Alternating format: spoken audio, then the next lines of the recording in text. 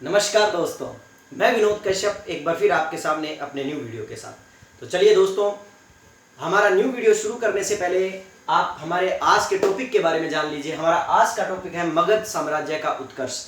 जैसा कि हम जानते हैं कि सबसे पहले महाजन पद हम पढ़ चुके हैं और महाजन पदों से पहले हमने जैन धर्म और बौद्ध धर्म के बारे में भी जानकारी ले ली थी और इसी कड़ी के अंदर हम आगे मगध के बारे में जानकारी ले रहे हैं। और मगध पर बैठने वाले, मगध पर शासन करने वाले हम स्टेप बाय स्टेप जितने भी राजवंश हैं हम उनके बारे में जानकारी लेंगे। लेकिन इस जानकारी से पहले दोस्तों एक छोटी सी अपील कि जिन बच्चों ने मेरे चैनल को सब्सक्राइब नहीं किया है वो चैनल को सब्सक्राइब कर लें और साथ ही साथ बेल आइकन को भी दबा लें ताकि मेरे नए वीडियोस के नोटिफिकेशन आप तक आते रहें।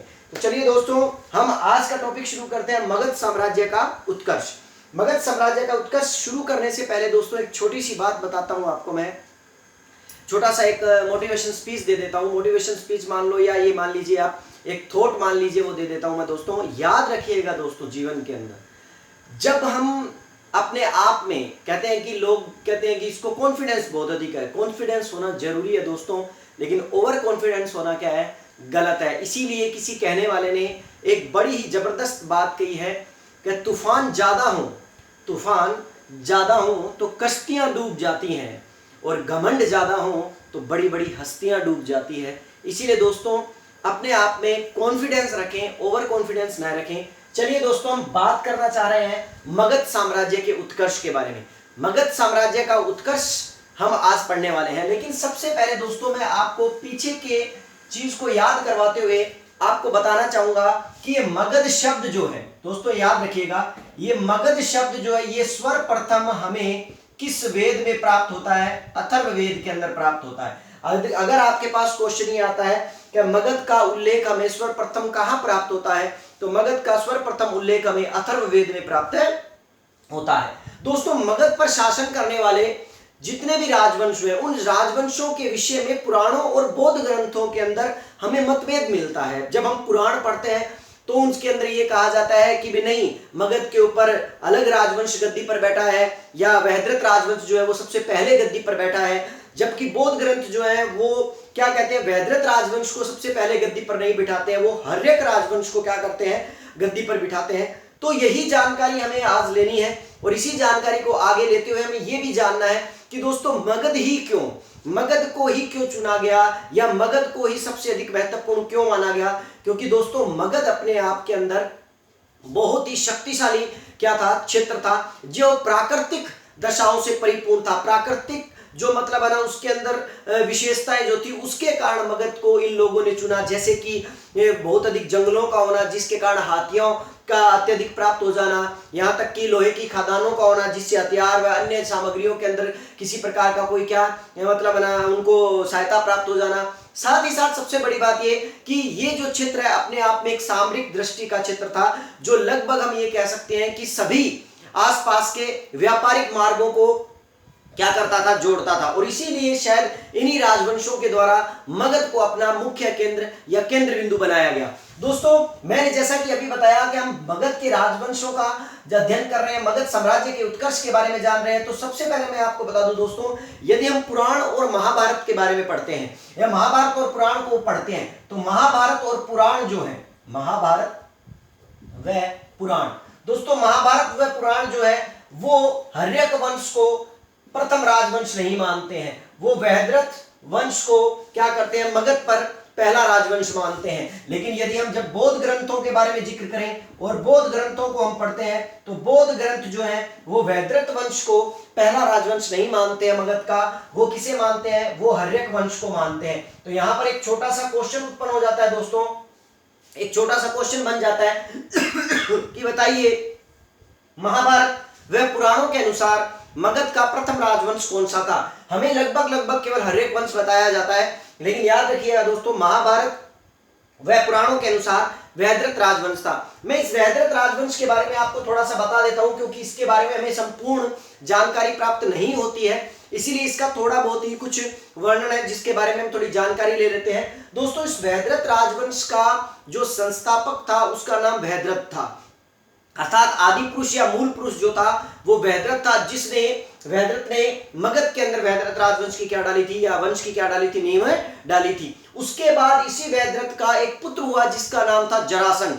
जरासंध ने सबसे पहले गिरिव्रज, ठीक है दोस्तों, जैसा कि हम जानते हैं कि मगध की प्रारंभिक राजधानी गिरिव्रज, जिसे राजगृह भी कहा जाता है, ठीक है दोस्तों, तो इसी राजगृह को या इसी गिरिव्रज को वैदरथ वंश के, ठीक है ना, वैदरथ के पुत्र जरासंध ने अपनी राजधानी क्या किया था, मगध की राजधानी को क्या किया था, बनाया था। और उसके बाद इस वैदरथ के बाद उसका पुत्र जरासंध गद्दी पर आया, और जरासंध के बाद गद्दी पर आया उसका पुत्र, अर्थात इस वंश का अंतिम शासक जिसका नाम था रिपुंजय। दोस्तों ये याद रखिएगा कि रिपुंजय जो है वो वैदरथ वंश का अंतिम शासक माना जाता है, वैदरथ वंश का अंतिम शासक के रूप में इसे जाना जाता है। और इस तरह वैदरथ वंश का खात्मा हो गया, और रिपुंजय के बाद गद्दी पर जिस वंश के बारे में हम पढ़ते हैं वो वंश आता है हर्यक वंश। तो इसीलिए दोस्तों वैदरथ वंश महाभारत पुराणों के आधार पर पहला राजवंश कहलाता है, जबकि बौद्ध ग्रंथों के आधार पर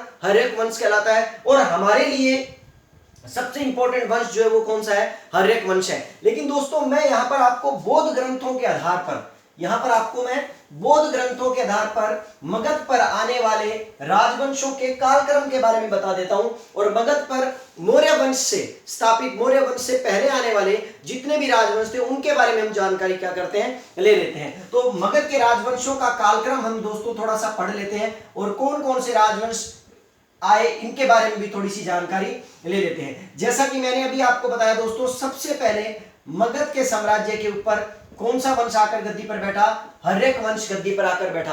दोस्तों यहां पर आपको ये बात बड़ी इंपॉर्टेंट जानकारी होनी चाहिए कि कई बार ये क्वेश्चन आता है कि बताइए ऐसा कौन सा राजवंश है जिसे पितृहंता वंश भी कहा जाता है या पितृहंता राजवंश भी कहा जाता है। हर्यक वंश को ही कहा जाता है, क्योंकि लगभग हमारे पास जितने भी साक्ष्य और इतिहास जितना भी हमारे पास है उसको पढ़ने के बाद हमें यह पता लगता है कि हर्यक वंश के जितने भी शासक आए उन लगभग सभी शासकों ने अपने पिता की हत्या कर गद्दी प्राप्त की थी। इसीलिए इसे पितृहंता वंश के नाम से भी क्या किया जाता है, जाना जाता है। दोस्तों ये आपको यहाँ पर ये जानना जरूरी होगा कि हर्यक वंश की स्थापना जो थी, ठीक है ना, 545 ईसा पूर्व के अंदर हुई थी। दोस्तों ये बड़ी इंपॉर्टेंट चीज है, यहां पर हम संस्थापक के बारे में नहीं पढ़ेंगे, अभी संस्थापक के बारे में हम बाद में पढ़ेंगे, इसलिए याद रखिएगा हम केवल कालक्रम कर रहे हैं। और 412 ईसा पूर्व तक हर्यक वंश ने क्या किया था, मगध पर शासन किया था। लेकिन उसके बाद हर्यक वंश का खात्मा करके शिशुनाग वंश या शिशुनाग ने एक नए वंश की स्थापना की जिसका नाम था शिशुनाग वंश, जो कि 412 ईसा पूर्व के अंदर गद्दी पर बैठा और 394 ईसा पूर्व तक वो क्या रहा, गद्दी पे रहा। 394, ठीक है, 344, सॉरी दोस्तों 344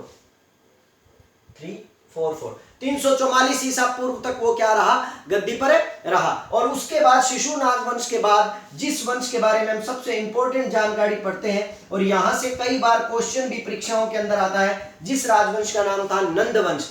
हाँ जी दोस्तों, ये वही नंद वंश है जिस नंद वंश का खात्मा कर चंद्रगुप्त ने, ठीक है ना, चाणक्य के सहयोग से किस वंश की नींव डाली थी, मौर्य वंश की नींव डाली थी।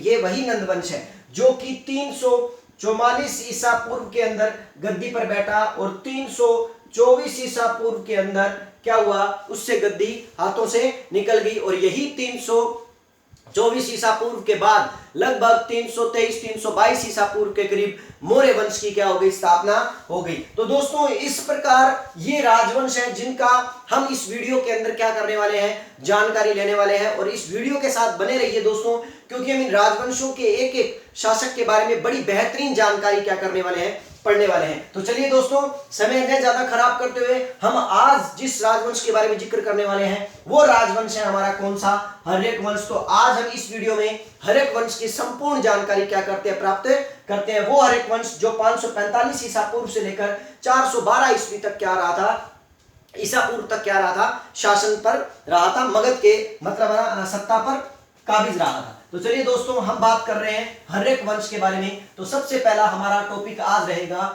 हर्यक वंश।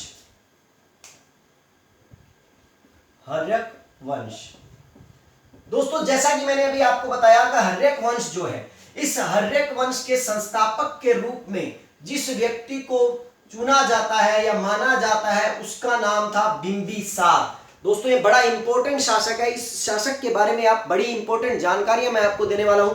तो इस वीडियो के साथ बने रहे, और साथ ही साथ क्या है, इसके साथ आप लगातार क्या है, हम क्या है इसको पहचानने वाले हैं, जानने वाले हैं। देखो बिंबिसार, जैसा कि मैंने अभी आपको बताया, ये राजवंश जो है 545 ईसा पूर्व के अंदर स्थापित हुआ था। इसका संस्थापक जो है वो बिंबिसार को क्या है माना जाता है, बिंबिसार को क्या है कहा जाता है, जो कि 545 ईसा पूर्व से लेकर 492 ईसा पूर्व तक गद्दी पर रहा था। ठीक है दोस्तों, याद रखिएगा 492 ईसा पूर्व तक गद्दी पर रहा था। देखिए ये बिंबिसार शासक जो है ना दोस्तों, इस शासक के लिए सबसे इंपॉर्टेंट क्वेश्चन ये आता है कि बताइए भारत के अंदर प्रथम सिजेरियन शासक किसे कहा जाता है। सिजेरियन मतलब ऑपरेशन से हुआ दोस्तों, मतलब कहने का, तो याद रखिएगा प्रथम सिजेरियन शासक के रूप में हम किसे जानते हैं, बिंबिसार को जानते हैं। बिंबिसार के बारे में क्या है हम जानकारियां पढ़ते हैं। लेकिन दोस्तों यहां पर आपको एक चीज इंपॉर्टेंट बात याद रखनी पड़ेगी, बिंबिसार के लिए एक ग्रंथ है महावंश। महावंश ग्रंथ के अंदर याद रखिए दोस्तों, जैसा कि मैंने अभी आपको कहा है कि ये हर्यक वंश का क्या कहलाता है, संस्थापक कहलाता है, इसी ने हर्यक वंश की स्थापना की थी। तो जब हम महावंश को पढ़ते हैं दोस्तों, तो महावंश को पढ़ने पर हमें कुछ जानकारी प्राप्त होती है बिंबिसार के बारे में, और वो जानकारी ये होती है कि बिंबिसार के पिता ने, ठीक है, 15 वर्ष की आयु के अंदर ही, महावंश को पढ़ने पर हमें जानकारी प्राप्त होती है कि बिंबिसार के पिता ने 15 वर्ष की आयु के अंदर ही बिंबिसार का राज्याभिषेक कर दिया था, ठीक है ना, और बिंबिसार को गद्दी पर बिठा दिया था। ये बड़ी इंपॉर्टेंट जानकारी एक। तो दूसरी बात दोस्तों है कि बिंबिसार जो है, इस बिंबिसार को ही एक इंपॉर्टेंट नाम से जाना जाता है, जो बड़ा ही इंपॉर्टेंट है दोस्तों, राजाओं का शेर या राजाओं का सिंह, राजाओं का सिंह।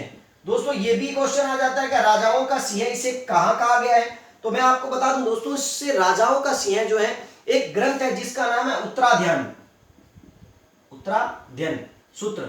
उत्तराध्ययन सूत्र के अंदर बिंबिसार को राजाओं का सिंह कहा गया है, राजाओं का शेर कहा गया है। जैसा कि मैं जानकारी दे रहा था दोस्तों कि डॉक्टर राय चौधरी जो है, डॉक्टर राय चौधरी ने बिंबिसार के लिए एक बड़ा ही अच्छी बात कही है। उन्होंने क्या कहा है कि बिंबिसार की ने जितनी भी विजय प्राप्त की है, बिंबिसार ने अपने साम्राज्य को जीतने के लिए अनेक मतलब क्षेत्रों को जीता था, जिसमें एक क्षेत्र अंग प्रदेश भी था। तो इसीलिए बिंबिसार की सबसे पहली विजय जो है अंग प्रदेश को लेकर मानी जाती है, जिसके बारे में मैं आपको आगे जानकारी देने वाला हूं। लेकिन कोटेशन जो है मैं आपको यहां बता रहा हूं ताकि आपको याद रहे, कोटेशन बड़ी इंपॉर्टेंट है, याद रखिए। ये कोटेशन जो है डॉक्टर राय चौधरी के द्वारा दी गई है। उन्होंने कहा कि बिंबिसार की अंग विजय से मगध के उस विजय विस्तार की नीति शुरू हो गई थी, जो नीति अशोक के कलिंग विजय के बाद क्या हो गई थी, समाप्त हो गई थी। इसका कहने का तात्पर्य है कि मगध का विस्तार यदि, या मगध का हम ये माने कि साम्राज्य विस्तार की जो कड़ी जो थी, जहां से एक साम्राज्य विस्तार मगध का शुरू हुआ था, वो अंग प्रदेश को जीतने से हुआ था, जो किसने जीता था, बिंबिसार ने जीता था।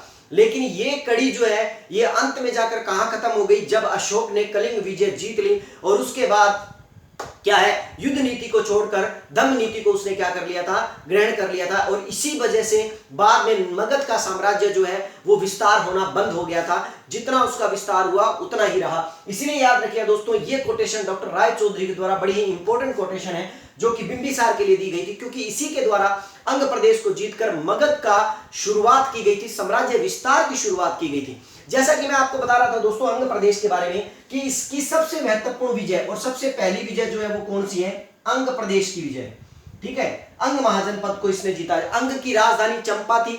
यहां पर आप याद रखिएगा दोस्तों कि मैंने एक वीडियो डाला हुआ है जिसके अंदर महाजनपदों की राजधानियां याद करने की ट्रिक है, जो कि आपको सिर्फ और सिर्फ 2 मिनट में सभी के सभी 16 की 16 महाजनपदों की राजधानियों को एक्यूरेट क्या करेगा, समझा देगा, रटा देगा। आप उस वीडियो को जरूर देखें, उस वीडियो को पर भी आप जाकर पूरे के पूरे 16 महाजनपदों की राजधानियों को कंठस्थ याद कर सकते हैं। मैं जैसा कि बात कर रहा था दोस्तों अंग प्रदेश की, अंग महाजनपद की, तो यहां का जो शासक था दोस्तों उसके बारे में हम बात करेंगे। सबसे पहले हम ब्रह्मदत्त के बारे में बात करते हैं। उसने कहते हैं कि बिंबिसार ने राजा ब्रह्मदत्त को, अंग के राजा ने ब्रह्मदत्त को हराया था, और अंग की राजधानी जो थी चंपा जो थी उसको ब्रह्मदत्त को हराकर, मैंने कहने का मतलब अंग के राजा ब्रह्मदत्त को बिंबिसार ने हरा दिया था। और हराने के बाद अंग की जो राजधानी थी, अंग तो उसके अधिकार में आ ही गया, लेकिन अंग की जो राजधानी थी जिसके बारे में अभी मैं बात कर रहा था चंपा, इस चंपा के अंदर बिंबिसार ने अपने पुत्र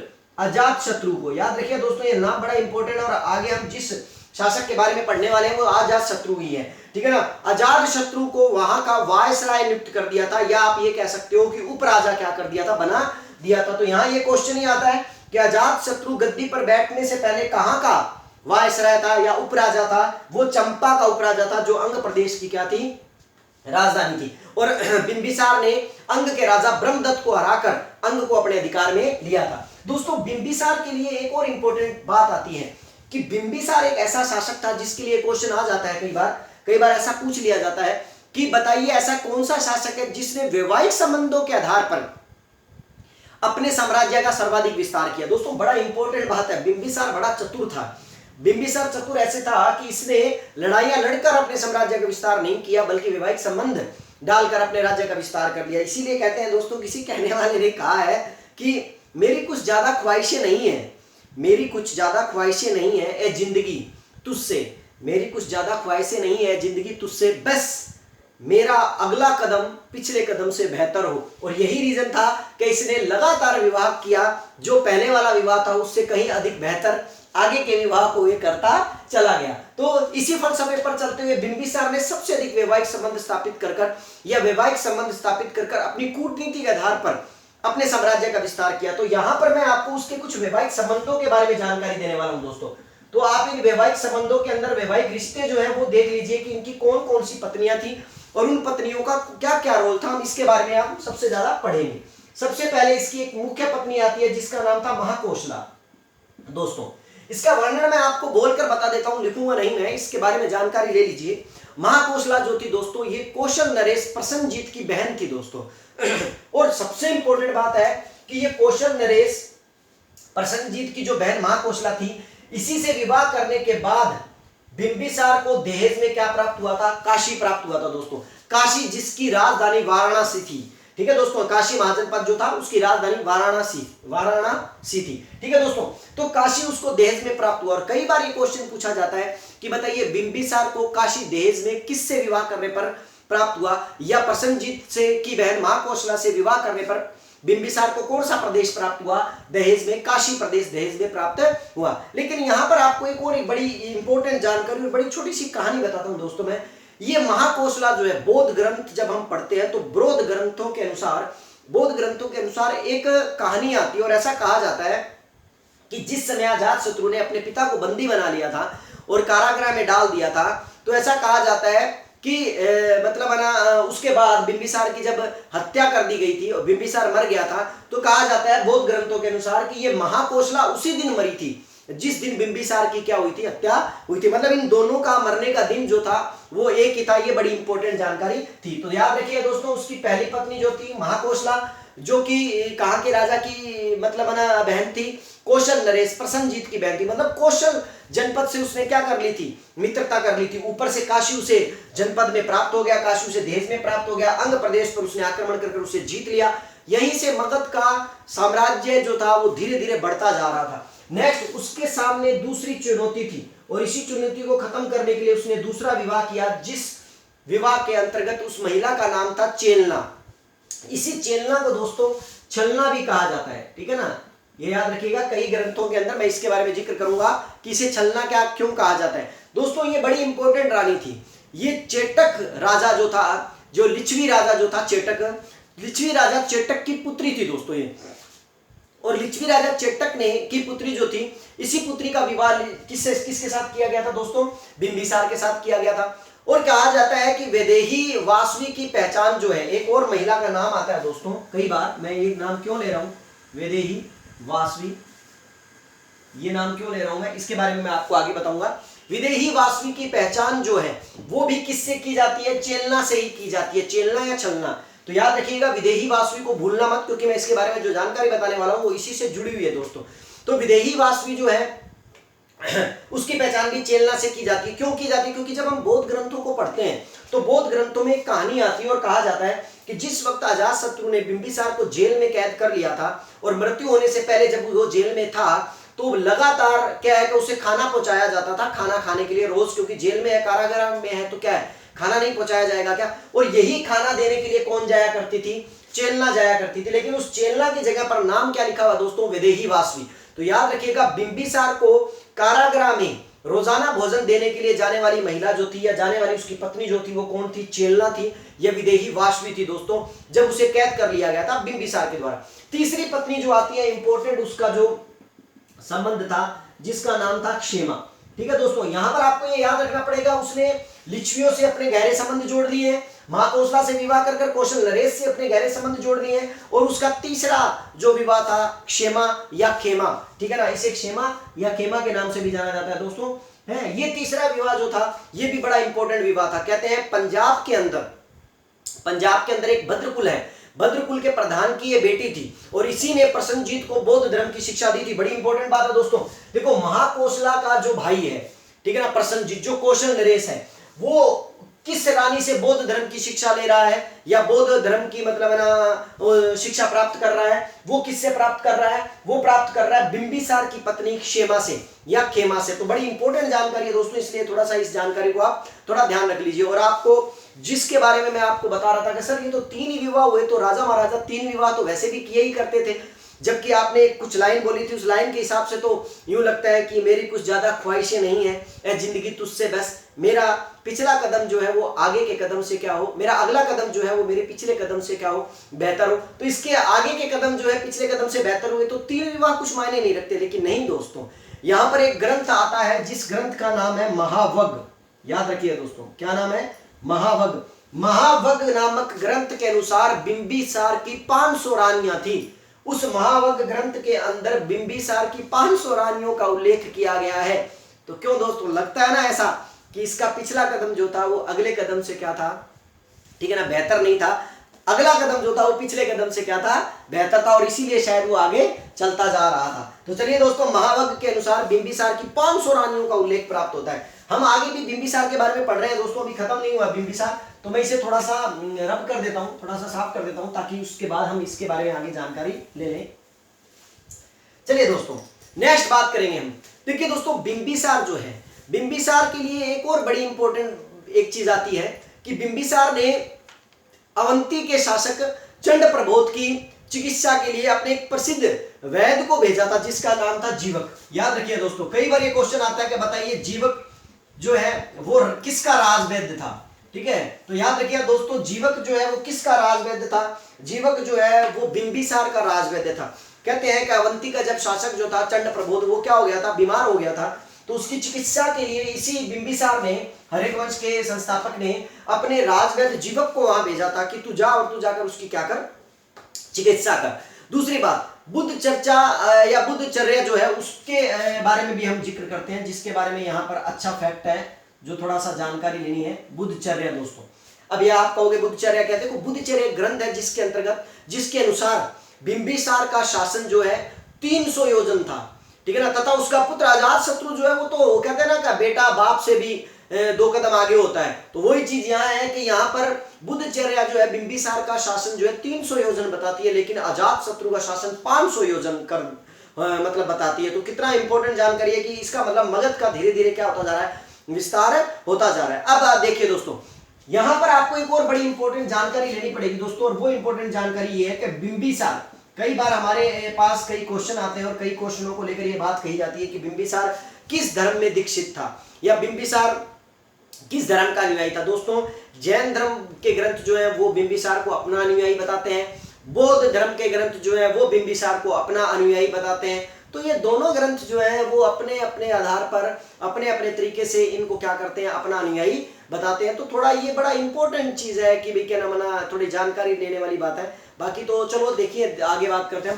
देखो दोस्तों, एक चीज और इंपॉर्टेंट बात आगे, बिंबिसार की मृत्यु को लेकर।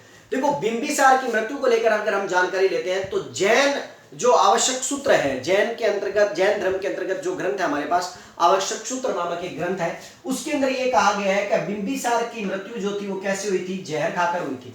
मतलब कहने का अर्थ, जैन ग्रंथ जो है वो ये कहते हैं कि बिंबिसार को जहर दिया गया था, जहर खा लिया था, जिसके कारण उसकी मृत्यु हो गई थी। लेकिन बौद्ध ग्रंथ जो है, बौद्ध ग्रंथों में एक ग्रंथ आता है जिसका नाम है विनय पिटक। दोस्तों याद रखिएगा, ठीक है ना, 3 पिटक होते हैं, त्रिपिटक होते हैं, आप जानते हो, जिसमें एक विनय पिटक, सूत पिटक और अभिधम पिटक है। जब हम विनय पिटक को पढ़ते हैं तो विनय पिटक के अनुसार बौद्ध ग्रंथों के अंदर बुद्ध का चचेरा भाई जो था देवदत्त, ने अजातशत्रु को अपने पिता का वध करने के लिए उकसाया था। देखो यहाँ पर मैं दोस्तों मैं किसी मतलब ना नॉर्मल नॉलेज के बारे में जानकारी दे रहा हूँ, जैसा कि इतिहास के अंदर लिखा हुआ है। तो विनय पिटक में साफ लिखा गया है कि महात्मा बुद्ध जो है, महात्मा बुद्ध का एक चचेरा भाई था जिसका नाम था देवदत्त, ठीक है दोस्तों। और इसी देवदत्त ने अजातशत्रु को उकसाया कि तू अपने पिता का वध कर दे, वध कर गद्दी क्या कर ले, प्राप्त कर ले। तो विनय पिटक में साफ लिखा हुआ है कि महात्मा बुद्ध के चचेरे भाई देवदत्त ने अजातशत्रु को उकसाया वध करने के लिए, और अजातशत्रु ने उसका क्या कर दिया, पिता का वध कर दिया, और फिर उसके बाद क्या कर ली, गद्दी हासिल कर ली। यहीं पर आगे चले तो बौद्ध ग्रंथों के अंदर एक और ग्रंथ आता है जिसका नाम है महावंश। इसीलिए यहाँ दोस्तों एक बड़ी इंपॉर्टेंट चीज है, यहाँ पर ये बड़ी इंपॉर्टेंट ये चीज है कि यहाँ पर बौद्ध ग्रंथ अजातशत्रु को पितृहंता मानते हैं, ठीक है ना। बौद्ध ग्रंथ जो है अजातशत्रु को क्या है, पितृहंता कहते हैं। क्यों कहते हैं, क्योंकि आप खुद देखिए कि वो अपनी पिता की हत्या कर क्या कर रहा है, गद्दी प्राप्त कर रहा है। तो बड़ी इंपॉर्टेंट जानकारी। तो जैसा कि मैं बता रहा था कि महावंश जो है, महावंश के अंदर बुद्ध की मृत्यु से 8 वर्ष पहले अजातशत्रु ने बिंबिसार की क्या कर दी थी, हत्या कर दी थी। ये बड़ी इंपॉर्टेंट जानकारी है दोस्तों, आप थोड़ा ध्यान रखिएगा इस चीज को कि महावंश को जब हम पढ़ते हैं तो महावंश के आधार पर महात्मा बुद्ध जो है ना, महात्मा बुद्ध की मृत्यु से 8 वर्ष पहले, 8 वर्ष पहले, ठीक है ना, अजातशत्रु ने किसकी हत्या कर दी थी, याद रखिएगा, बिंबिसार की हत्या कर दी थी, ठीक है दोस्तों। बिंबिसार की क्या कर दी थी, हत्या कर दी थी। इसका मतलब आपको यह जानकारी यहां याद रखनी पड़ेगी कि हर्यक वंश के राजा बिंबिसार के समकालीन थे कौन, महात्मा बुद्ध, और अजातशत्रु के भी समकालीन थे। क्यों, क्योंकि उसके बाद गद्दी किसको प्राप्त हो रही है, अजातशत्रु। और यहां ये याद रखने वाली बात है कि अजातशत्रु के काल के अंदर महात्मा बुद्ध जो है वो क्या हो गए थे, निर्वाण प्राप्ति हो गई थी उनको, महापरिनिर्वाण उनको क्या हो गया था, प्राप्त हो गया था बुद्ध पूर्णिमा के दिन, ठीक है दोस्तों, पूर्णिमा के दिन, वैशाख पूर्णिमा के दिन। तो याद रखिए दोस्तों यहाँ पर कि ये जो है कि इसके अंतर्गत बिंबिसार की क्या कर दी गई थी, हत्या, और उसके बाद गद्दी किसको प्राप्त हुई थी, अजातशत्रु को, जो अजातशत्रु अपने पिता का हत्या कर गद्दी पर बैठा है। इसके बारे में हम आगे अब जानकारी लेंगे। और बौद्ध ग्रंथ याद रखिएगा अजातशत्रु को क्या कहते हैं, पितृहंता बताते हैं, लेकिन जैन ग्रंथ जो है वो उन्हें पितृहंता नहीं मानते, क्योंकि जैन ग्रंथ क्या कहते हैं कि बिंबिसार की हत्या कैसे हुई थी, जहर खा के हुई थी। तो याद रखिएगा दोस्तों, इसीलिए थोड़ी सी ये चीज जो है वो थोड़ा मतलब इंपॉर्टेंट हो जाती है। तो चलिए दोस्तों हम इसी क्रम में आगे हर्यक वंश के अंदर सेकंड शासक पढ़ने वाले हैं अजातशत्रु, जो कि अपने पिता की हत्या कर गद्दी पर बैठ चुका है। अजातशत्रु जो कि शासक बनने से पहले चंपा, ठीक है ना, जो कि अंग प्रदेश की क्या थी, राजधानी थी, उसका क्या था, उपराजा था, और पिता की हत्या करके उसने अब गद्दी को क्या कर लिया, प्राप्त कर लिया है। अजातशत्रु की दोस्तों एक पत्नी थी, जिस पत्नी का नाम थोड़ा याद रखिएगा, उस पत्नी का नाम था पद्मावती, पद्मावती, ठीक है। इसके बारे में आगे जिक्र करने वाले हैं। बौद्ध ग्रंथ जो है उसे इसे पितृहंता मानते हैं, और जबकि जैन ग्रंथ इसे पितृहंता नहीं मानते हैं, और इसे कई उपाधियों से जाना जाता है। दोस्तों यहाँ पर कई बार क्वेश्चन आया है नेट के अंदर, यूजीसी नेट के अंदर, कई बार जेआरएफ के अंदर, कि कुणिक के नाम से कौन सा शासक क्या है प्रसिद्ध है। फर्स्ट ग्रेड लेक्चरर के अंदर, हिस्ट्री के अंदर यह है, कुणिक किसे कहा जाता है, अजातशत्रु कहा जाता है, और साथ ही साथ इसे क्या कहा गया, वैदेही पुत्र भी बोला गया। दोस्तों यहाँ पर मैंने आपको पहले याद हो तो यहाँ एक नाम लिखा था मैंने, वैदेही वासवा। ये इसीलिए कहा जाता है क्योंकि ये उसी वैदेही वासवा या उसी चेलना का पुत्र था, और इसीलिए इसे क्या कहा गया, वैदेही पुत्र के नाम से क्या किया गया, पुकारा गया, या इसे वैदेही पुत्र कहा जाता है। और साथ ही साथ इसे एक नाम और दिया गया है, और वो नाम है इसका अशोक चंड, ठीक है दोस्तों, याद रखिएगा। ये नाम जो है अशोक चंड भी किसे कहा गया, अजातशत्रु को कहा गया।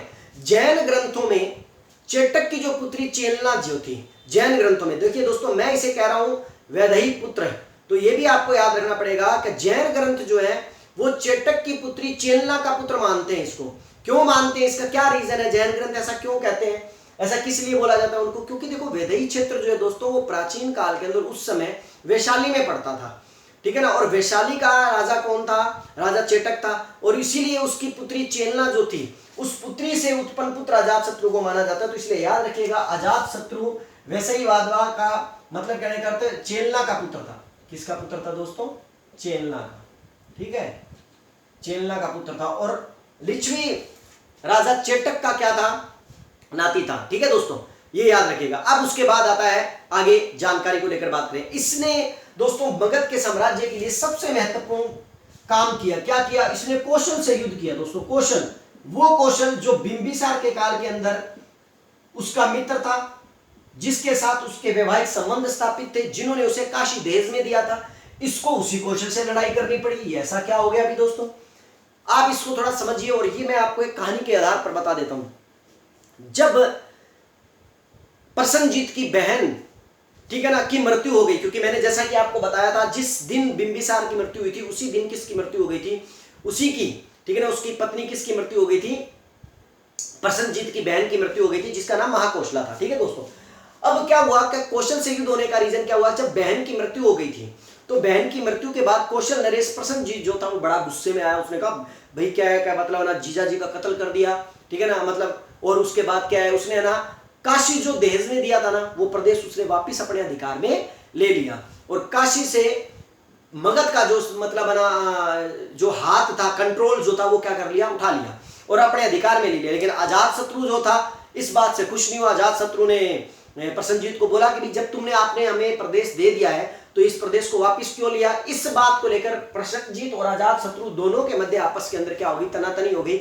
इसका मतलब साफ था कि दोनों के मध्य अब संघर्ष जो है वो क्या था, अनिवार्य था। इन दोनों के मध्य अब क्या थी, आपस के अंदर लड़ाई होने वाली थी। लेकिन कहते हैं कि दोनों के द्वारा मन में ये विचार आया और उनके द्वारा ये समझा गया कि हम दोनों लड़ेंगे, दो बड़े प्रदेश आपस में लड़ेंगे तो नुकसान होगा। अजात शत्रु ने भी सोचा और प्रसन्नजीत ने भी सोचा, तो इसीलिए दोनों ने एक दूसरे के साथ मैत्री करना उचित समझा। और यहीं पर कहा जाता है कि कहा जाता है कि अपनी पुत्री वाजीरा का विवाह अजात शत्रु से करवाकर काशी उसने पुनः देश में क्या कर दिया, दे दिया। यहां पर याद रखिएगा दोस्तों कि अपनी पुत्री वाजीरा का विवाह किसके साथ करवा दिया, अजात शत्रु के साथ करवा दिया, जो अन्य रानी के गर्भ से उत्पन्न पुत्री थी। और उससे विवाह करवाकर पहले बहन का विवाह करवाया था, अब उसके बाद उसने अपनी पुत्री का विवाह भी किसके साथ करवा दिया, अजात शत्रु के साथ। बहन का विवाह किसके साथ करवाया था, इसके पिता के साथ। तो वाजीरा का विवाह कर उसने इस मैत्री संबंध को स्थापित कर लिया और वापिस काशी फिर किसके देश में दिया, वाजीरा के देश में दिया। यहां पर याद रखने वाली बात है दोस्तों, काशी एक बार देश में नहीं दिया गया, काशी दो बार देश में दिया गया। पहली बार महाकौशला के विवाह में काशी देश में दिया गया और दूसरी बार प्रसन्नजीत की बेटी वाजीरा के विवाह के अंदर उसे देश में दिया गया। अब काशी पर पुनः किसका अधिकार हो गया दोस्तों, याद रखिएगा, अजात शत्रु का, या ये कह सकते हैं हर्यवंश का। प्रसन्नजीत की मृत्यु के बाद अजात शत्रु ने, याद रखिएगा दोस्तों ये भी बड़ी इंपॉर्टेंट बात है, ठीक है ना, अजात शत्रु जो कि भांजा भी था किसका, प्रसन्नजीत का, और साथ में दामाद भी था।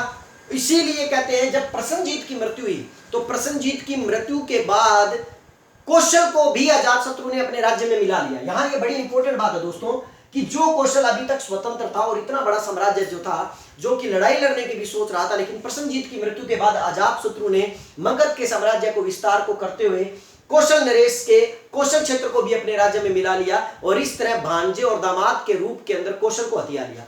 अब देखिए दोस्तों ये भी बड़ी इंपॉर्टेंट बात, ये उसकी उपलब्धि थी। अब बात आती है इसकी दूसरी लड़ाई, जो दूसरी लड़ाई किससे हुई, वैशाली से।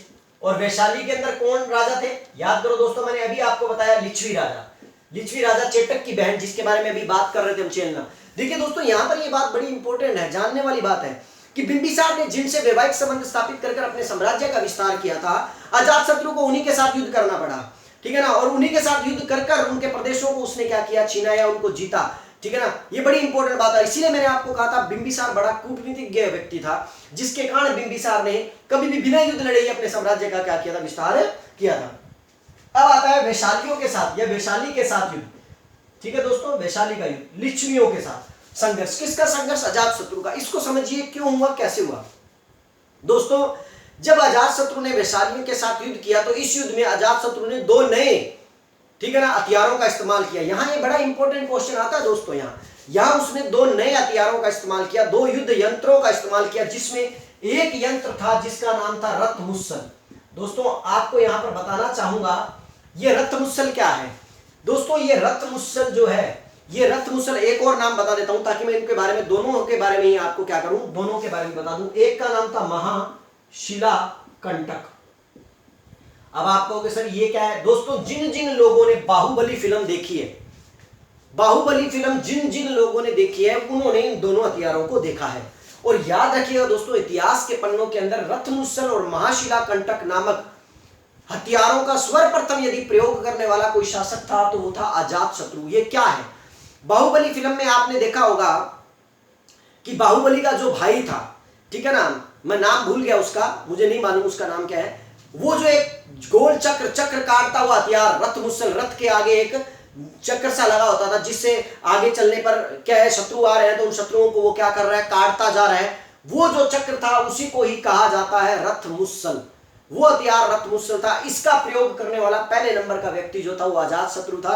और मजाक मजाक में बता रहा हूं, दूसरी बार प्रयोग कर रहा हूं, जो वो कुणो बाहुबली की फिल्म ही या बाहुबली की फिल्म में प्रयोग करने वाला व्यक्ति था। नाम मैं मुझे नहीं ना जानता, तो आप कमेंट में लिख के बता सकते हैं या मैं बाद में भी देख लूंगा, लेकिन हमें इससे नाम से कोई लेना देना ही नहीं है, यहाँ हमें इससे लेना देना है। तो याद रखिए। दूसरा आता है महाशिला कंटक। आपने देखा होगा बाहुबली को एक हथियार दिया जाता है, जो हथियार एक गोल बड़े पत्थर के रूप में होता है और बाहुबली उस पत्थर के अंदर कपड़ा लगाकर क्या करता है, फेंकता है। लेकिन यहाँ पर महाशिला कंटक कपड़े में नहीं इस्तेमाल होता, यहाँ पर बड़े बड़े पत्थरों के रूप में महाशिला कंटक जो बड़ी बड़ी शिलाओं को क्या करता था, फेंकता था, या बड़ी बड़ी शिलाओं को जो दुश्मन पर क्या करता था, वार करता था। इसी प्रकार के हथियारों का सर्वप्रथम प्रयोग करने वाला व्यक्ति जो था वो कौन था, अजात शत्रु था। तो इस युद्ध के अंदर ये बड़ी इंपॉर्टेंट बात थी। दूसरी बात दोस्तों, इस युद्ध का प्रत्यक्षदर्शी कौन था, कौशल युद्ध का, ये बड़ी इंपॉर्टेंट बात है दोस्तों। प्रत्यक्षदर्शी बड़ी इंपॉर्टेंट बात है दोस्तों। इस युद्ध का प्रत्यक्षदर्शी था महात्मा बुद्ध का विरोधी, जिसका नाम था मखली गोशाल। याद रखिए दोस्तों, मखली गोशाल। ये मखली गोशाल जो था इस युद्ध का प्रत्यक्षदर्शी था दोस्तों, जो आजीवक संप्रदाय का क्या है, संस्थापक है। इसी युद्ध के अंदर मारा गया था दोस्तों। ये कहानी बड़ी विचित्र लगती है दोस्तों आपको, लेकिन आपको ये याद रखना चाहिए, वो अजात शत्रु जिसे बौद्ध धर्म का समर्थक कहा जाता है, महात्मा बुद्ध का मतलब है ना चेला कहा जाता है, या महात्मा बुद्ध के बौद्ध धर्म को मानने वाला कहा जाता है। और उस वक्त तक तो महात्मा बुद्ध जो थे, और यहाँ पर वैशाली जैन धर्म का बड़ा ही तकड़ा मतलब ना केंद्र माना जाता है, जहां पर मखली गोशाल अपनी शाखाएं जमाए बैठा है। कहते हैं अजात शत्रु के हाथों इस तरह से क्या कर दिया गया, मरवा दिया गया, या ये प्रत्यक्षदर्शी जो था इसी युद्ध में क्या हो गया, मारा गया था, आजीवक मखली गोशाल। इसके बारे में हम कभी और एक्स्ट्रा वीडियो में चर्चा करेंगे या लाइव आकर चर्चा करेंगे दोस्तों। इस बारे में आपने बहुत इंपॉर्टेंट सोचने वाली बातें हैं इतिहास के अंदर ही। हम कहीं ना कहीं किसी ना किसी चीज को भूल रहे हैं, और कहीं ना कहीं इतिहास जो है वो अपने अंदर इतने रहस्य छुपा कर बैठा है, जिसके बारे में हमें पूर्ण रूप से जानकारियां लेना भी जरूरी है। तो हम बता रहे हैं इस युद्ध के अंदर यह लड़ाई जो थी, अजात शत्रु ने टोटल 36 राज्य संघों के खिलाफ लड़ी थी दोस्तों, इसीलिए इसे वैशाली संघ कहा जाता है। देखो कितनी इंपॉर्टेंट बात है, 36 संघों के खिलाफ, 36 राज्यों का एक संघ था दोस्तों, उस 36 राज्यों के संघ के खिलाफ ये लड़ाई लड़ी थी। और कहते हैं कि 16 वर्षों के लंबे संघर्ष के बाद इस युद्ध में कौन जीता था, अजात शत्रु जीता था। अब आप कहोगे सर ये सब कहानी तो हमारे समझ में आ गई जी, लेकिन मुद्दा ये है कि युद्ध हुआ क्यों, कारण क्या था। तो दोस्तों कारण ये था कि जैन साहित्य जब हम पढ़ते हैं तो जैन साहित्य के अनुसार युद्ध का कारण यह माना जाता है कि बिंबिसार ने वैशाली के राजा चेटक की पुत्री चेलना से विवाह किया था, जिसके 2 पुत्र हुए थे, जिनका नाम था हल और बेहन। हल व बेहन, याद रखिए दोस्तों, चेलना के 2 पुत्र हुए थे, हल और बेहन, ठीक है ना। ये हल और बेहन जो थे, कहते हैं कि जो चेलना के जो पुत्र जो थे, उन पुत्रों को एक प्रसिद्ध हाथी जिसका नाम था सेयगण या सेचनक भी बोला जाता है इसको, एक प्रसिद्ध हाथी तथा 18 लड़ियों का हार दिया था। और वो प्रसिद्ध हाथी और 18 लड़ियों का हार हल और बेहन से किसने मांग लिया था, अजात शत्रु ने मांग लिया था, जबकि इनको देने से उन्होंने मना कर दिया था। और इसीलिए अजात शत्रु ने एक बहुत बड़े युद्ध को क्या दिया था, अंजाम दिया था। जैन साहित्य ऐसा कहते हैं, ये जैन साहित्यों का ऐसा क्या है, मानना है, ठीक है दोस्तों। तो ये याद रखिएगा। और ये और याद रखिएगा कि मैंने अभी जैसा अभी आपको बताया कि इसके अंदर टोटल 36 जो क्या थे, संघ थे, जिन 36 संघों में 9 मल थे, 9 लिच्छवी थे और 18 गणराज्य थे। ये बड़ा इंपॉर्टेंट जानकारी है दोस्तों, जिसको आपको थोड़ा जानना जरूरी है, तो ये थोड़ी जानकारी ले लीजिए।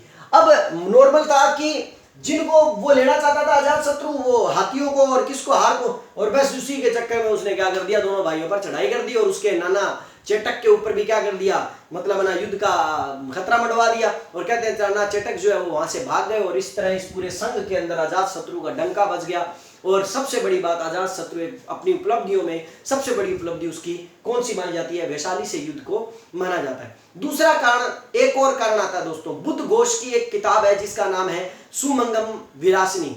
इस पुस्तक के अंदर बुद्ध घोष ने सुमंगल विलासिनी में उसने इस युद्ध के कारण को बताते हुए कहा है कि गंगा नदी के पास एक बंदरगाह के निकट पहाड़ी के नीचे एक हीरो की खान थी, जिस हीरो की खान को लेकर अजातशत्रु ने उन पर क्या किया था, आक्रमण किया था। तो ये अनेक कारण ऐसे जिनके कारण अजातशत्रु ने वैशाली पर आक्रमण किया, चाहे हीरो की खान का हो और चाहे हल और भेल से क्या हाथी और चाहे 18 लड़ियों का हार लेने की बात हो, लेकिन ये कहीं ना कहीं वैशाली को समाप्त करने वाली बात थी और अजातशत्रु ने उसे समाप्त कर कर 36 राज्यों के संघों को समाप्त कर कर अपनी महत्ता को, अपनी मतलब ना ये कह सकते हैं उपलब्धियों में एक और मतलब क्या है चांद लगा लिया था।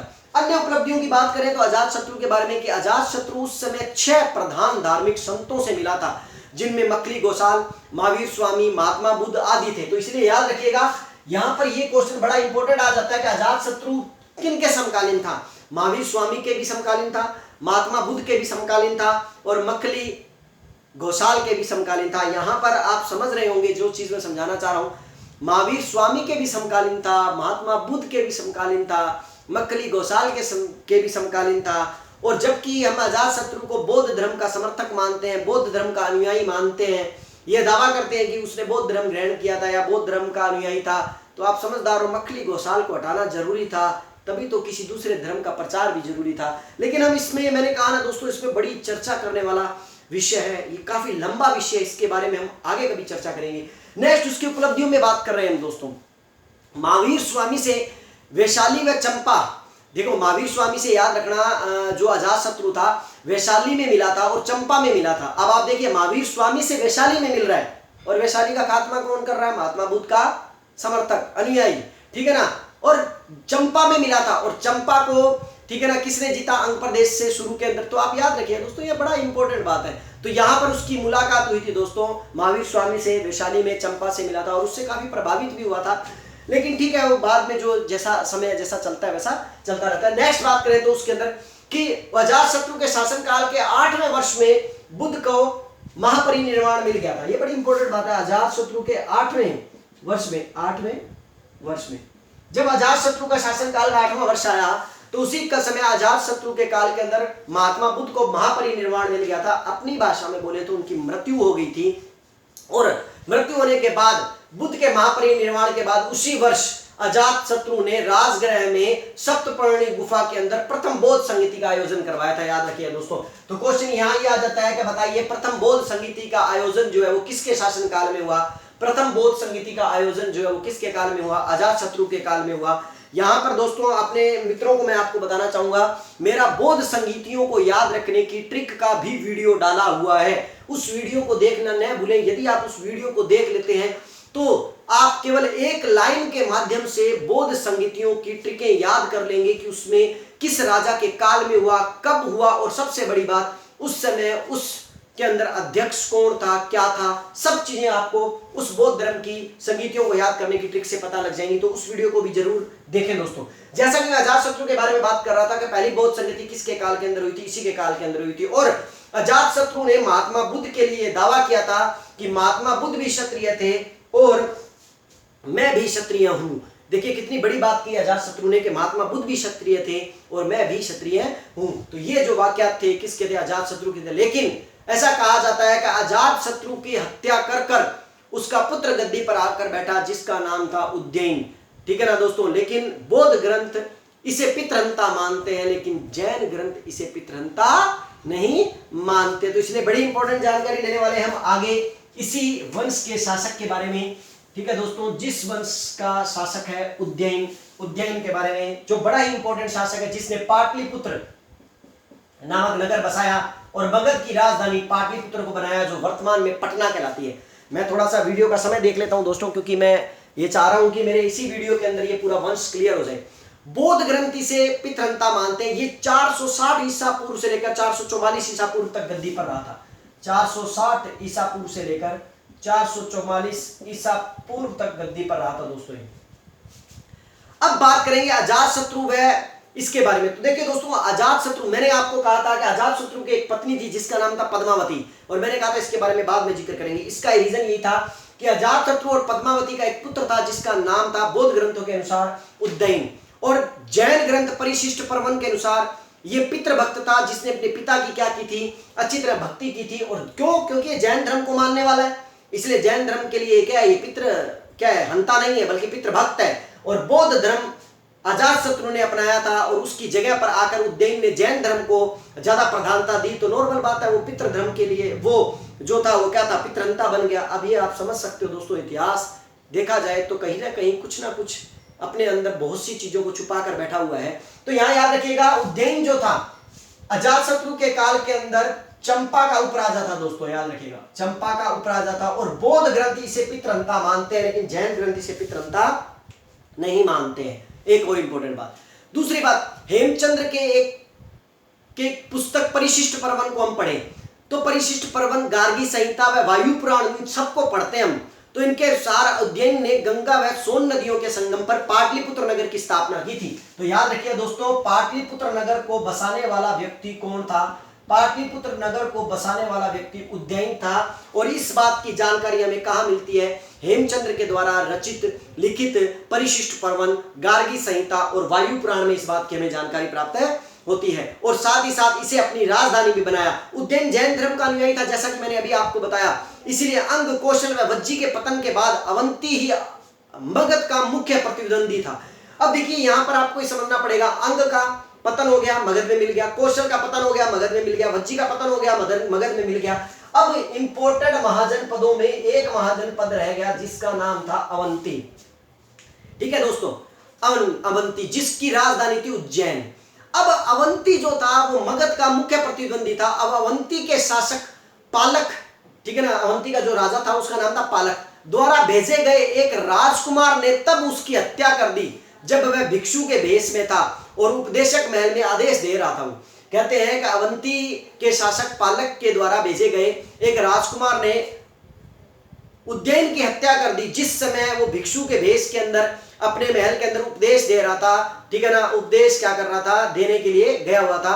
और इसी रीजन से हमें ये चीजें क्या होती है, थोड़ी जानकारी प्राप्त हो जाती है। दूसरी बात दोस्तों, यहां पर आपको ये भी याद रखना पड़ेगा कि हम कुछ अलग ग्रंथों को जब हम पढ़ते हैं तो अलग ग्रंथों में एक आता है स्वप्नवास वदत्ता। स्वप्नवास वदत्ता वह परिशिष्ट पर्वन जैन ग्रंथ है दोस्तों है, और भास ने लिखा है स्वप्नवास वदत्ता, ये भास के द्वारा लिखा गया है। और परिशिष्ट पर्वन जो है वो जैन ग्रंथ है। इन दोनों को जब हम पढ़ते हैं, तो लिख देता हूं ये लिए, मुझे लग रहा है कि आपको ऐसा लग रहा है, स्वप्न, ठीक है, स्वप्नवास वदत्ता, स्वप्नवास वदत्ता, और ये है परिशिष्ट पर्वन। ये दोनों ग्रंथ जो है दोस्तों, परिशिष्ट पर्वन और स्वप्नवास वदत्ता, ये भास के द्वारा लिखा गया, रचित है। और जैसा कि मैंने आपको बताया, परिशिष्ट पर्वन जो है वो जैन ग्रंथ है। इन ग्रंथों को जब हम पढ़ें तो अजातशत्रु का उत्तराधिकारी, याद रखिएगा, अजातशत्रु का उत्तराधिकारी जो है वो किसे माना गया है? दर्शक को, जिसे नागदशक भी कहा जाता है।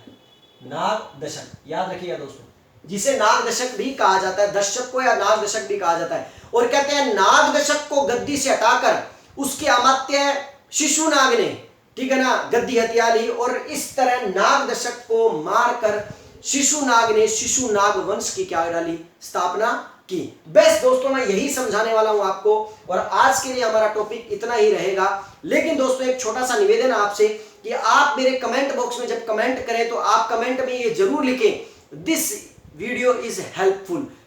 सिर्फ इतनी ही आपसे एक गुजारिश है दोस्तों, कमेंट बॉक्स के अंदर इतना जरूर लिखें कि दिस वीडियो इज हेल्पफुल। और आशा करता हूं कि जानकारी आपको अच्छी लगी होगी। और नेक्स्ट वीडियो में हम नागवंश के बारे में, शिशु नागवंश के बारे में जानकारी लेने वाले हैं। और यहां पर क्वेश्चन आपको याद रखना पड़ेगा कि वैद्रथ वंश के बाद या हम बौद्ध ग्रंथों के आधार पर हर्यक वंश जो मानते हैं, उस हर्यक वंश का संस्थापक कौन था? बिंबिसार। और उसका अंतिम शासक कौन था? नागदशक। जिसकी हत्या किसने की? शिशुनाग ने की, उसके अमात्य ने की, उसके मंत्री ने की। और उसकी हत्या कर उसने किस वंश की नींव डाली? शिशुनाग वंश की क्या डाली? नींव डाली। तो आज के लिए इतना काफी है दोस्तों, धन्यवाद। और आशा करूंगा कि वीडियो आपको अच्छा लगा होगा।